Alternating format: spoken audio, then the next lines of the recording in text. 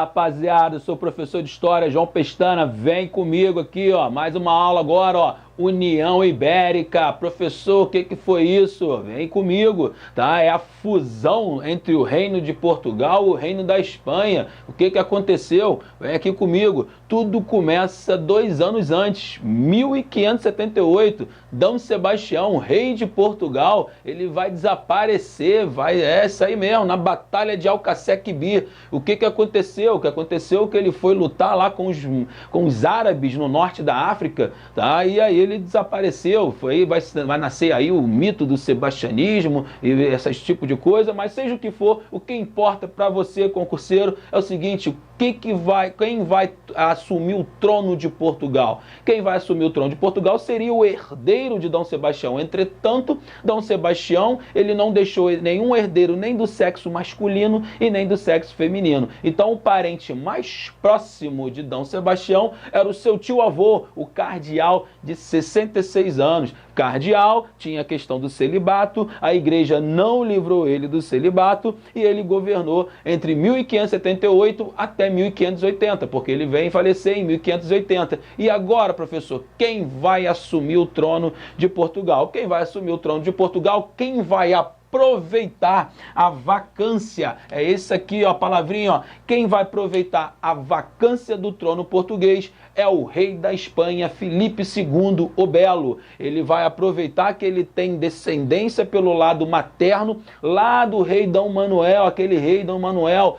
lá do descobrimento do Brasil, e assim ele vai invadir e derrotar os seus concorrentes, porque tinha muita gente, né, com a ambição de pegar o trono de Portugal. Mas Filipe II, como ele mesmo falou, eu herdei, eu comprei e eu conquistei Portugal. Então assim a Espanha vai anexar Portugal e vai nascer a União Ibérica. Entre 1580 e 1640, Portugal passa a ser dominado pela Espanha e assim nasce a União Ibérica. Aí tu pergunta, professor, e o que o Brasil tem a ver com isso? Tudo, porque o Brasil era uma colônia de Portugal. E se é uma colônia de Portugal, ou seja, agora não existe mais Portugal, existe a União Ibérica, está sob a administração espanhola. E agora, o Brasil vai ficar sob a administração espanhola? Sim. E aí, os portugueses vão embora? Não, lógico que não. A gente viu na aula anterior que o Brasil era a colônia que produzia o açúcar, um produto altamente rentável, altamente procurado na Europa. Não se mexe com o time que está ganhando. Filipe II, muito inteligente, o que Filipe II vai fazer?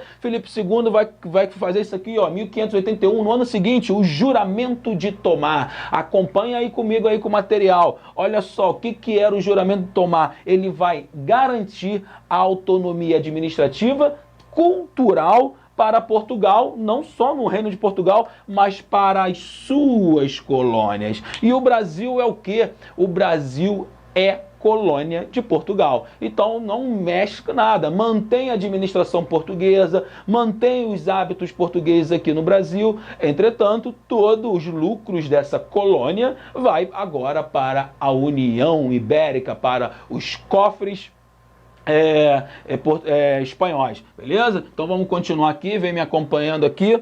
Bom, teve consequências, porque olha só, gente, lembra aqui do Tratado de Tordesilhas? Esse pedacinho aqui que era de Portugal, agora não é mais de Portugal, agora é da Espanha. E olha só quem vai se tornar o maior império ultramarino, porque a Espanha não só vai conquistar o Brasil, como vai conquistar também as outras colônias portuguesas, principalmente as colônias da África e da Ásia. Então olha só, Portugal que tinha conquistado, desbravado, lá na aula que a gente viu de expansão marítima, que tinha desbravado a África e a Ásia, agora serão possessões da União Ibérica. A Espanha, que tinha a América praticamente como continente, América, né, do Norte, Central, até a Patagônia aqui na América do Sul, ou seja, agora isso tudo aqui pertence a Filipe II.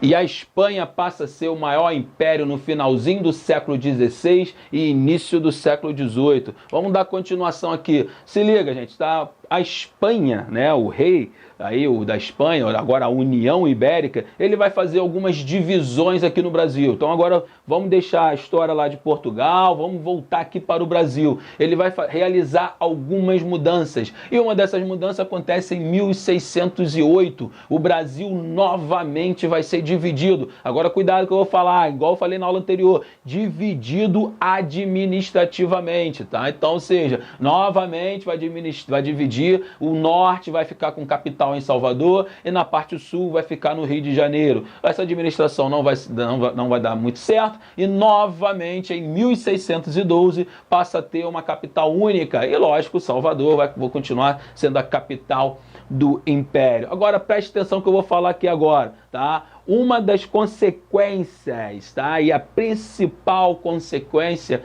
da União Ibérica é o seguinte, o Portugal, ele tinha, né, como vimos aqui no mapa, isso tudo aqui, ó, a África, a Ásia, tá? Eram colônias, possessões portuguesas. Então, entretanto, pequenininho Portugal aqui, para manter esses territórios, para manter as suas colônias, tá? Ele tinha que ter boas relações comerciais e diplomáticas com os reinos europeus. Então, por isso que Portugal, né, conseguia manter as suas possessões ultramarinas. Entretanto, a Espanha já não tinha boas relações diplomáticas e comerciais com os seus vizinhos europeus. E o que acontece quando ocorre a União Ibérica? Os inimigos da Espanha tornam-se inimigos de Portugal. E os principais inimigos aí da Espanha é a França e depois também vai vir a Holanda e os ingleses. Então isso quer dizer o quê? Isso quer dizer que o Brasil, que não sofria, né, ataques, né, de estrangeiros, agora na União Ibérica vai começar a sofrer ataques. Por quê?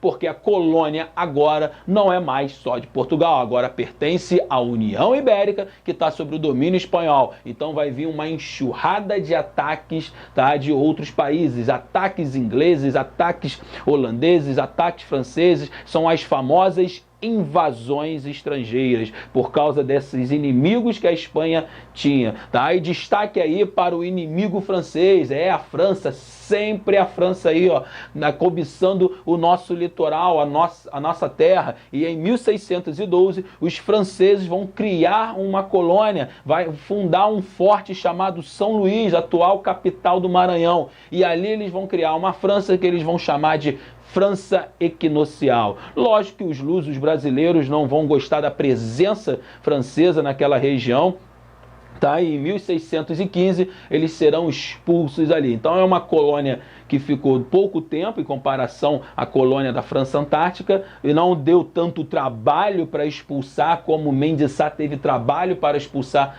os franceses da França Antártica no Rio de Janeiro, mas na França equinocial houve um conflito aí, mas 3 anos depois eles foram expulsos. Destaque também para esse período, gente, que, pô, lembra do Tratado de Tordesilhas, lá na primeira aula de expansão marítima? Ou seja, perde o sentido aquela linha imaginária. E ao perder o sentido, tá, o que vai acontecer? Vai começar a ter os desbravamentos, as interiorizações. Então, olha só, não é só um fato de trocar, de uma questão de vacância do trono. A União Ibérica, o rei da Espanha se tornou o rei de Portugal. Não, é muito além disso, tá? Então, para o Brasil, não só vai mudar a administração, mas também vai ter as invasões estrangeiras e vai começar a ter a questão das interiorizações que vai levar à expansão territorial da colônia do Brasil. Tá? Agora, poxa, professor, qual era o objetivo dessas explorações? Sem dúvida nenhuma, tá, gente? Era para tentar combater as invasões estrangeiras através de criações de fortes. Então é esse período aí que vai ser erguidos vários fortes para defender as terras brasileiras da presença e das invasões estrangeiras. Destaque aí, né, para o forte de Nossa Senhora das Neves, atual cidade de João Pessoa, na Paraíba, o Forte dos Reis Magos, lá na cidade de Natal, né, capital do Rio Grande do Norte, o Forte de Fortaleza, capital, né, do Ceará, e também aí o principal forte, o Forte de Presépio, que fica na atual cidade de Belém, no Pará, porque aqui era uma região importante para garantir o livre acesso aí ao rio Amazonas, tá? E o que que tem ali, professor, naquela região ali, gente? As famosas drogas do sertão. As drogas do sertão são especiarias daquela região. Que tipo de especiarias? Especiarias, aquelas parecidas com o que tinha lá no Oriente: cravo, canela, baunilha, ervas aromáticas, urucum, óleos. Então, ou seja, eram consideradas especiarias, apesar de ter esse nome, drogas do sertão. Sertão é o interior, beleza? Então é nesse quesito aí, tá? Que tem a responsabilidade aí da União Ibérica, tá? Então os inimigos da Espanha se tornarão inimigos de Portugal e por causa disso o Brasil vai sofrer constantes invasões e também vai ser responsável pela criação de fortes para proteger o Brasil dessas invasões e também a questão da expansão territorial. Então vamos fechar esse bloco aqui para a gente ver com calma as principais invasões. E você, concurseiro, você sabe que a principal invasão foi a invasão holandesa, beleza? Então, vamos cortar a primeira parte aqui e te espero na segunda parte da aula. Valeu?